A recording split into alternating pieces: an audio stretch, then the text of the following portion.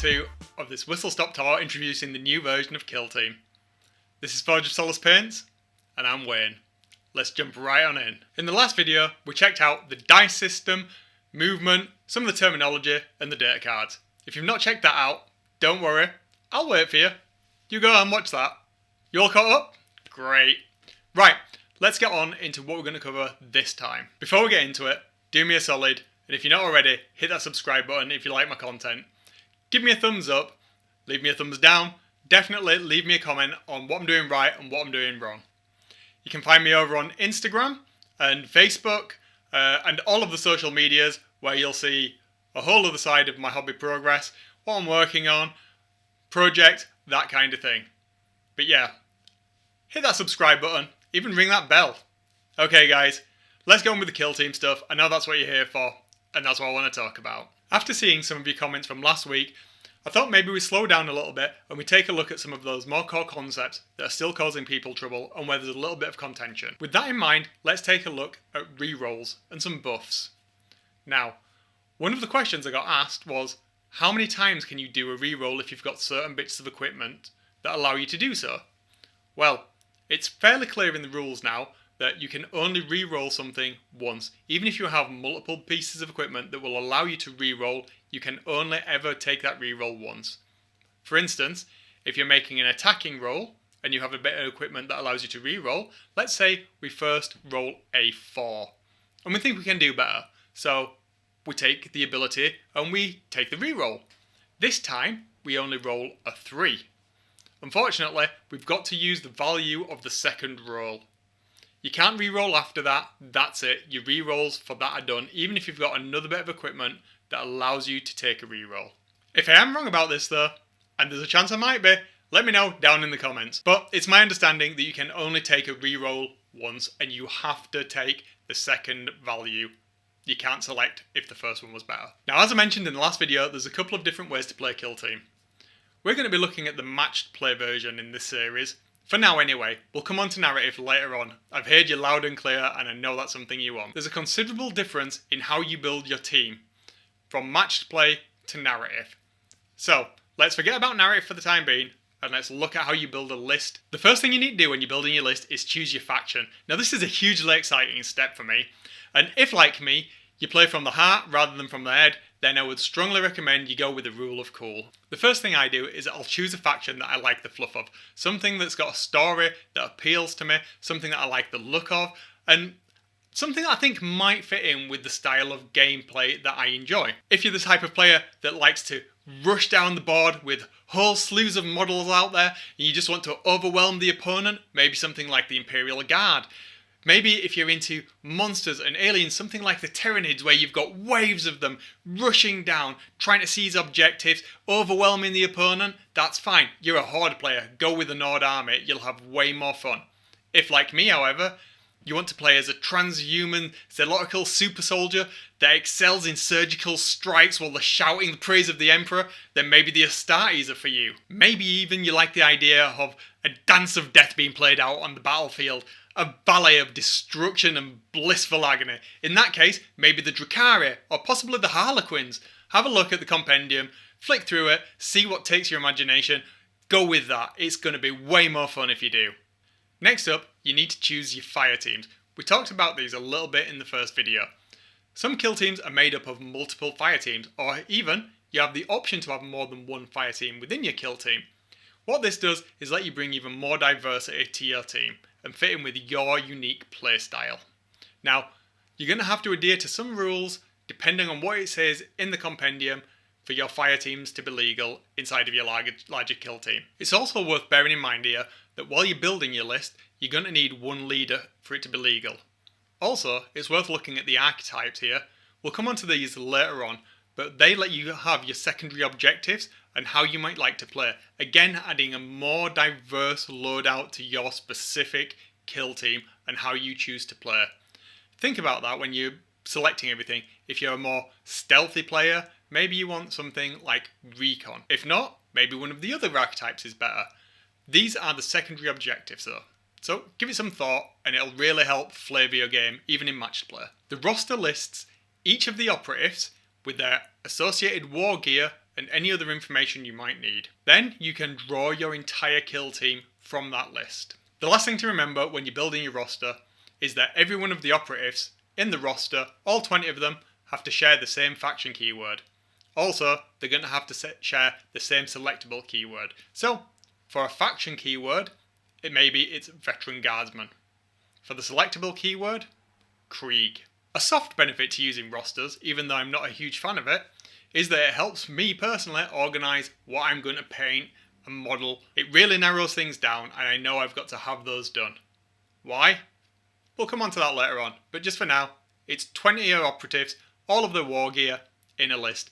At the back of the core rulebook, you'll find a template you can use to build your roster. Don't worry, narrative fans, like I said, I will be coming on to the narrative version of the game very soon, and I'm excited to do that. Matchplay is great if you want a more pick up and play experience. There's less housekeeping, less setup.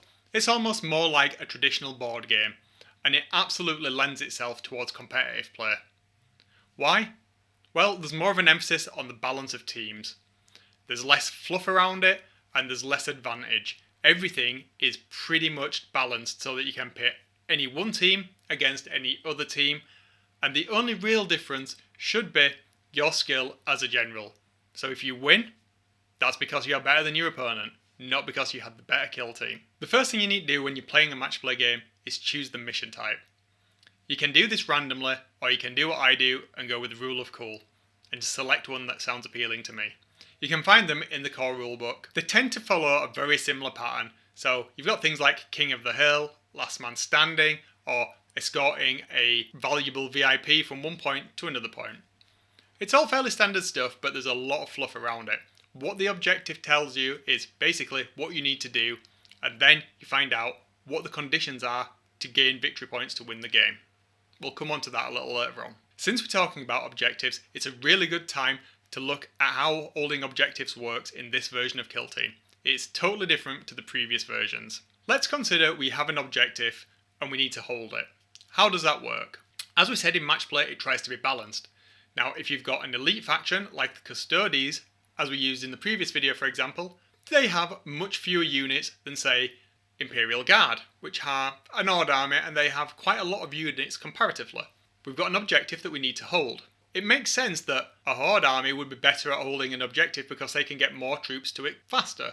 And well, you've got more of them, so you've got more chance of holding it. In this version of Killteam, holding an objective comes down to the APL of an operative, or the cumulative APL of operatives within range. With our example of Custodies and Imperial Guard, say we've got one Custodies Warden next to an objective. A Custodies Warden has an APL of 4. Now, say we've got one Imperial Guard unit, an APL of 2, which is obviously much less than the Custodies.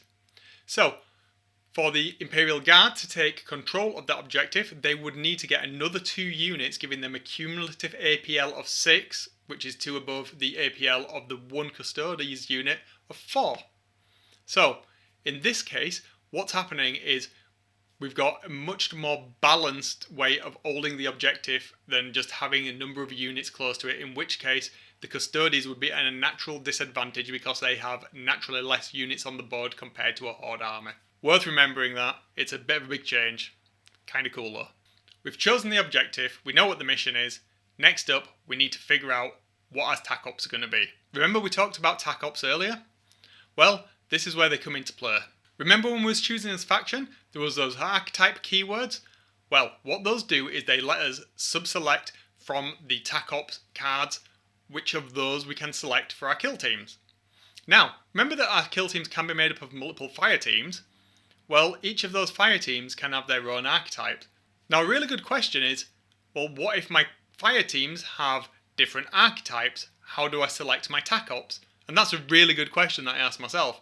Each of your fire teams can have totally different archetypes, and what you do is you choose one of them that appeals most to you, and that then is what you draw your Tac Ops from. How do we select those Tac Ops cards then? Well, now we've chosen the archetype we're going to use, we take those 6 cards, and then we split them into 3 sets of 2. Now, each set of 2, we select one that we're going to keep. So we should end up with 3 Tac Ops cards from our archetype subset. Let's say Recon, for example. You can find them all in the core rulebook. If you've not got a selection of cards printed out, or that came with your Arcturus box set, don't worry, you don't have to go cutting up your rulebook, you can randomly select them using dice. It's really simple to do. What are Tac Ops? Well, functionally, they're secondary objectives that allow you to score victory points. Victory points? What victory points? You've never mentioned victory points before. Calm down. I'm going to take you through it now. Victory points are what you use to determine the winner of the game. Now, primary objectives give you a certain number of victory points. Secondary objectives give you a certain number of victory points. Let's break this down so you know what's what. Completing the main objective lets you score 12 victory points.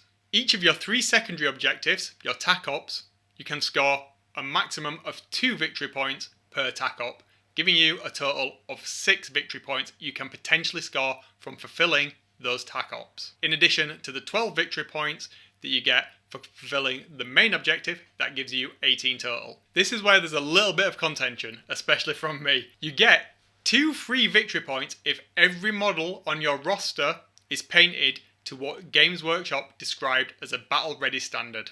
3 victory points are good, I suppose.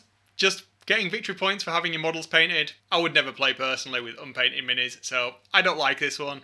But it's there. So you have a potential pool of 20 victory points, and it's the end of the game where you tally those up. The person with the largest number of victory points is declared the winner. Now it's at this point I had planned on looking at the turn sequence and also the line of sight rule. But after reading some of your comments on what you guys would like to see, it seemed more prudent to do those as separate videos over the next couple of weeks. So to wrap up this video then, you should now have a good understanding of reroll buffs and how they work and how many rolls you're allowed to have. You should know how to select your Tac Op cards and what secondary objectives are. You should know all about list building, what's mandatory and how to put your team roster together. And you should also understand how scoring works in Killteam. Hopefully you're starting to feel a little more confident, and in no time you're going to have your operatives in that kill zone. Next week we're going to take a look at what each of those 3 phases inside of the turning points are and how they're used. Hopefully it'll help you avoid some of the pitfalls that I fall into as I've been learning the gaming system, and you can get on with playing your game and enjoying it as much as possible, as fast as possible. And the final thing I wanted to say, guys, is really thank you for all the comments, all the likes, and to say thank you to all the new people that have hit that subscribe button. It really does mean a lot, and it helps and encourages me to carry on trying to make good quality videos for you guys.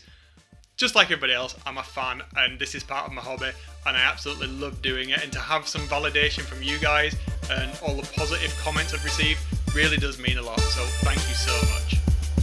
Well, that's it for this week. I'll see you next week, and remember, if you're going to do crack, make sure it's plastic. See ya!